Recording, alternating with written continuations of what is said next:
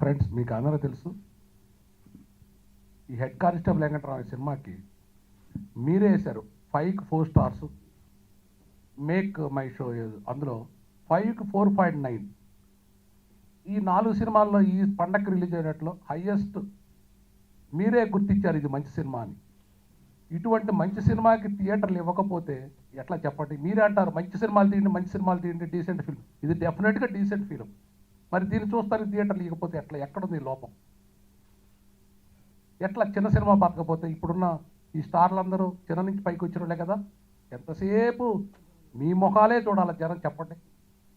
అందుకని మీరు కూడా ఆలోచించి ప్లీజ్, నా సినిమాని కాదు, దీనికోసం నాకు 1% కూడా లేదు. అందరికీ చిన్న సినిమాలు కూడా బతకనివ్వడానికి థియేటర్లు ఇవ్వండి.